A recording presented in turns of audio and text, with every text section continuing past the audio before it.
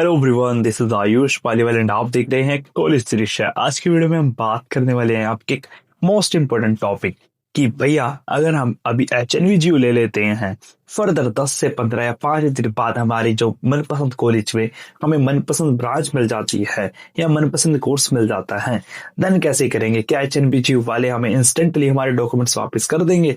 And साथ में हमारे पास ये कमेंट भी आए हुए थे या फिर ये रिस्पॉन्सेज भी आए हुए थे कि भैया यार मेरे तो 4 दिन बाद कोई नई काउंसलिंग है या कोई दूसरे कॉलेज की काउंसलिंग का रिजल्ट आने वाला है एंड HNB वाले तो अभी कह रहे हैं 8 तारीख को, 10 तारीख को, 11 तारीख को डॉक्यूमेंट सबमिट करने को।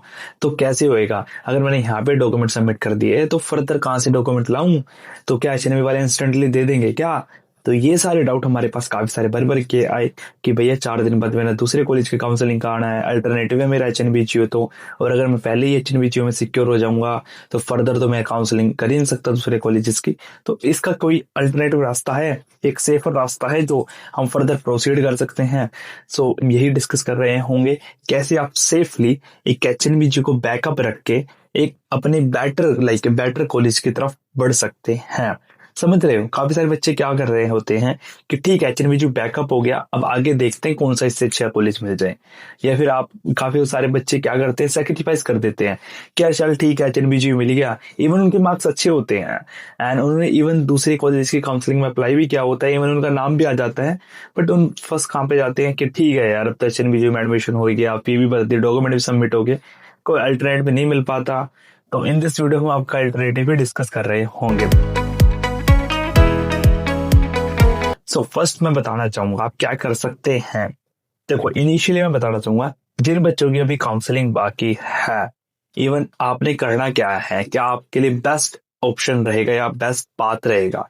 तो देखो, सिंपली जब आप काउंसलिंग के लिए जाएं तो इनिशियली आपके लाइक काफी सारी काउंसलिंग्स में क्या है, फी पेमेंट पहले करने का ऑप्शन है, काफी सारे में क्या है कि डॉक्यूमेंट वेरिफिकेशन के बाद फी पेमेंट करनी है। लाइक हम BioBTech की बात करें तो पहले आपका लाइक पूरा प्रोसेस होगा सीट अलॉटमेंट का, देन आपने फी पेमेंट करनी है। वहीं BA BSc में क्या सीन है कि फी पेमेंट आपने पहले करनी है, देन आपने काउंसलिंग के लिए जाना है। तो करना क्या, सिंपली BA BSc BCom जैसे कोर्सेज में आपकी फीस मात्र 2 से 2,500 रुपए है, तो आई सजेस्ट फी पेमेंट कर दो, ठीक है। उसके बाद काउंसलिंग के लिए बुला रहे हैं, अगर आपका है स्ट्रॉन्ग ओपिनियन है कि भाई मेरा तो 4 दिन बाद रिजल्ट आ जाएगा एंड वहां पे मेरा है कि 95% चांसेस है मेरा सिलेक्शन हो जाएगा और HNB मेरे से 2,000 किलोमीटर दूर है, तो आप मत जाओ भाई फिजिकल रिपोर्टिंग में, फिर डॉक्यूमेंट वेरिफिकेशन के साफ कह रहा हूं, मत जाओ।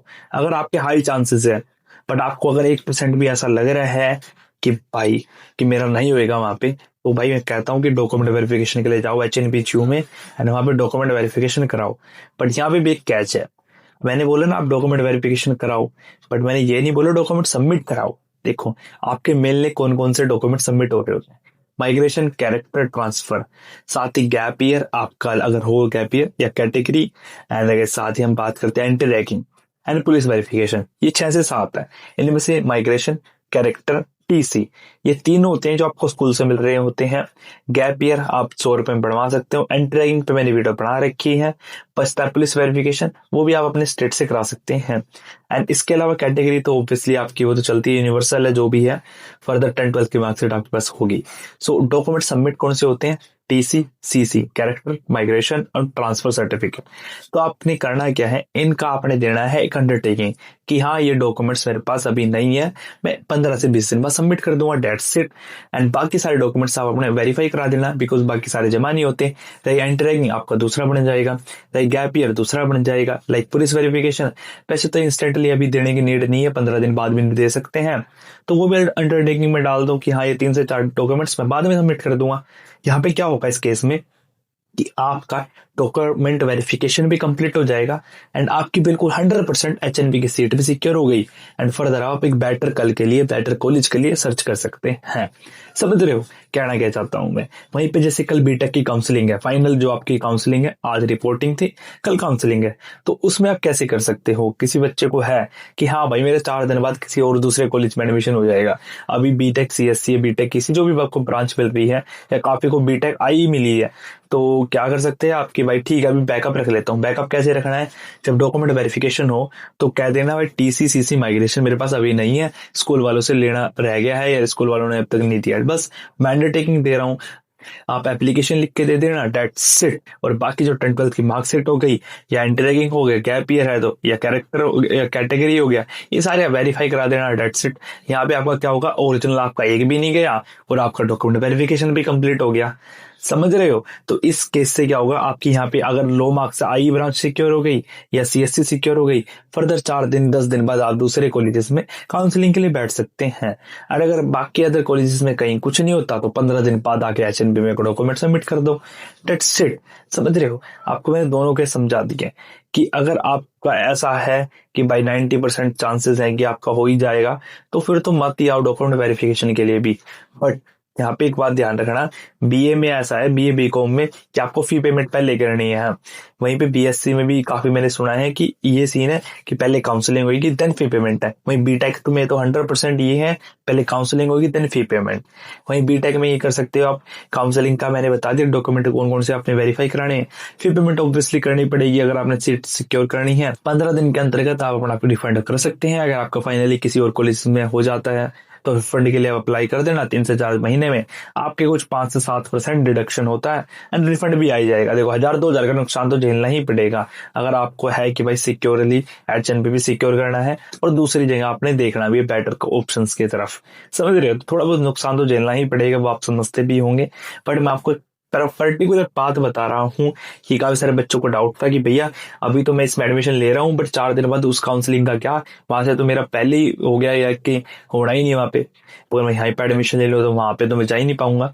तो उसके लिए मैंने अल्टरनेटिव बताया है कि मैं फिर से रिपीट कर देता हूँ 1 मिनट में, फिर वीडियो को समाप्त करते हैं कि डॉक्यूमेंट वेरिफिकेशन में आओ भाई, मैं 100% कहता हूँ आओ, और जो जो डॉक्यूमेंट्स मैंने बताए हैं वेरीफाई कराओ, और जो जो मैंने बताया है कि भाई इन्हें कह दो कि मैं अंडरटेकिंग दे रहा हूँ, कौन कौन से, ट्रांसफर, कैरेक्टर माइग्रेशन एंड के साथ ही पुलिस वेरिफिकेशन, ये 3 से 4 डॉक्यूमेंट्स है, इनका कह देना है मैं अंडरटेकिंग दे रहा हूँ, 15 से 20 दिन बाद मैं सबमिट कर दूंगा, डेट्स इट। और रही बात गैप ईयर की या आपके लाइक कोई भी एंटरैगिंग की या आपकी कैटेगरी की या 10th-12th की मार्कशीट्स की, ये सारे आप वेरीफाई करा देना। और एंटरैगिंग, गैप ईयर और ये आप सबमिट भी कर देना, बिकॉज ये दोबारा से बढ़ जाएंगे 100-150 रुपए में। एंटरिंग तो 5 मिनट में बढ़ जाएगा, गैप ईयर 100-150 में बढ़ जाएगा, डेट्स इट। समझ रहे हो? इस प्रकार से आपका डॉक्यूमेंट वेरिफिकेशन भी कंप्लीट हो जाएगा एंड आप लाइक यहाँ पे सिक्योर हो के आपके ओरिजिनल डॉक्यूमेंट्स आपके पास भी रहेंगे। एंड जब आप दूसरे कॉलेज की काउंसलिंग में जाएंगे, आपको वहाँ कॉलेज अच्छा लग जाए, वहाँ पे डॉक्यूमेंट सबमिट करके यहाँ से विड्रॉल कर देना, यहाँ पे एडमिशन कैंसिल कर देना। रही बात रिफंड की, तो कल आपके पास वीडियो आ जाएगी रिफंड पॉलिसी पे एंड आपके 3 से 4 महीने में रिफंड भी आ ही जाता है। आई थिंक आपको पूरा प्रोसेस समझ में आ गया होगा। अगर आपको वीडियो अच्छी लगी है टू बी ऑनेस्ट तो एक सब्सक्राइब बनता है। एंड यहाँ पे एक बात रह गई कि फी पेमेंट करनी जरूरी है सीट सिक्योर करने के लिए। तो ऑब्वियसली यार जब तक फी पेमेंट नहीं होगी तो सीट सिक्योर नहीं होगी आपकी, चाहे बीटेक बीएससी बीए कोई भी कोर्स हो, तो फी पेमेंट तो आपने करनी ही पड़ेगी। एंड आई गेस आपको इतना समझ आ गया होगा। इस वीडियो को यहीं पे समाप्त करते हैं। अगर आपको वीडियो अच्छी लगी है टू बी ऑनेस्ट तो do comment, do like, do subscribe. अगर आपको कोई भी डाउट है तो कमेंट कर सकते हैं। फिर मिलता है नेक्स्ट वीडियो में। अच्छे से इतना ही, बाय।